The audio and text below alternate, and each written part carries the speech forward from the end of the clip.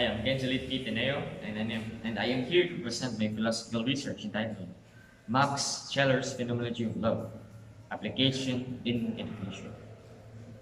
Love is an irreducible phenomenon that can be equated with desiring, longing, and striving according to Max Scheller's phenomenological philosophy. Love is a spiritual movement that is basically a spiritual act. A person's own world of values gains involvement in the great world of values as a result of his dynamic love. Scheller further emphasizes the importance of the link between love and value, emphasizing that love is about what has value rather than to value itself. Love is not restricted or limited to human beings, but includes anything of value, such as love of nature, art, and God. One of the three primary purposes of this research is to highlight the core or essential meaning of love, based in Machiavelli's phenomenology of love, towards the application in education. When we talk about phenomenology, we're talking about the study of consciousness, structures as experience from the first person's perspective, and experience's essential structure is its intentionality, or the fact that it is oriented towards something, such an experience or about some object. As Max Scheller stated, love is not solely for human beings, but for all who bear value. The second main point is to recognize how vital it is in educational activities to the development of the person. The importance of love in education is to demonstrate in terms of investigation in love and understanding the value of education. Fundamentally, instructional activities for pupils should be built on the teacher's enthusiasm for their job as educators. The third point is to know what would be the impact in a certain field on one's life, especially when love applies in education. When we say love in education, it means to put meaning or value to provide quality education, not just only to the student as well as teachers. For Max Scheller's, love is the most fundamental act of the person, more than knowing and willing. Okay, the first objection to the words the main point is to apply in education. A person must not only see what has value, but rather to value the education itself. Because for us to appreciate a certain thing, we must know how to value it, because as for me, love starts from appreciation. In education, to apply love or successfully put love to it, student must not only know how to see the value of education, but also he must know how to value education, regardless of knowing that education has a value. The second objection to the second main point is love creates a higher values in the beloved, because if the particular person puts love into things or human beings, there will be a tendency of growth for the beneficiaries of love. The third objection to the third point is in love, it is not just an act, but also it demands no unwillingness. For how can you love a certain thing without knowing and committing it? Knowing and being willing and are intertwined with each other. Moreover, love is also about the decision. For how can you act or make a move if you don't decide to move, or to take any action for the love that you are trying to convey?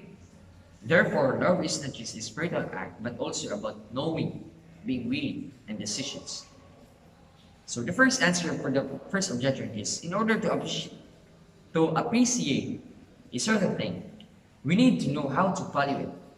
Not just merely see what is the value, but rather to treasure or appreciate it.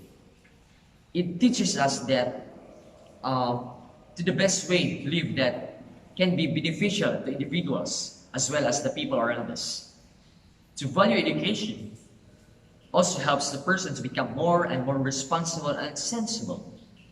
It helps the person to understand the perspective of life in a better way and lead a successful life.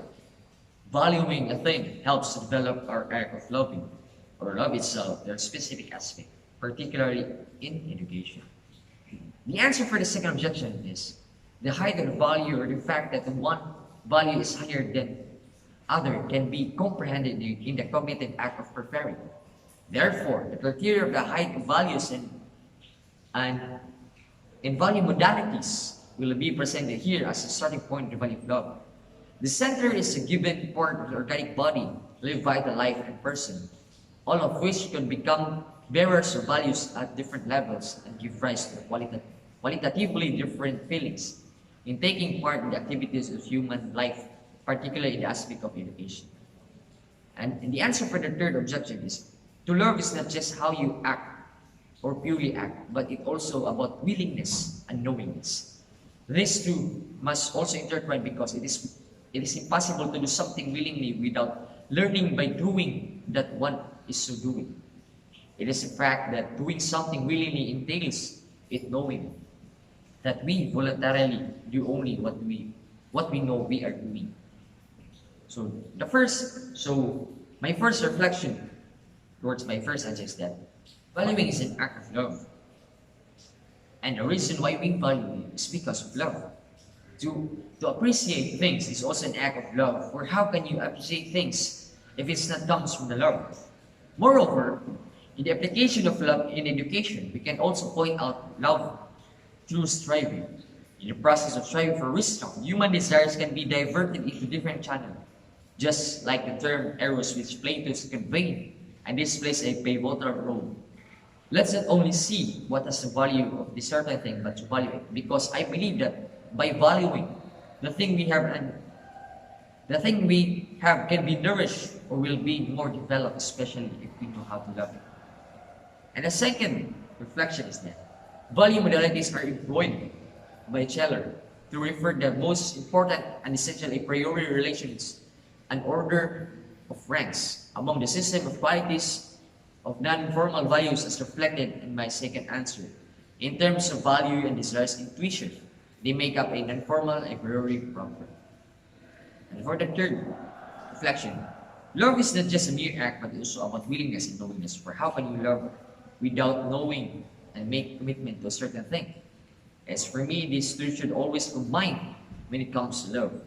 In a deeper sense, in order to fulfill love, we should know how to know, and we should have the spirit of willingness to commit something in order to manifest the love that we are trying to convey. And for the conclusion, to sum it up, when we apply education, right, when we apply love to education, we can clearly see that it has significant impact. It helps to become a support for the carrying out for educational activities or other things related to education through love.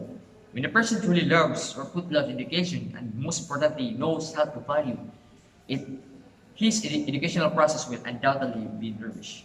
In the sense that it originates in the spiritual person and the liberating act of love is spontaneous. It is a natural or full-fledged love to be exhibited.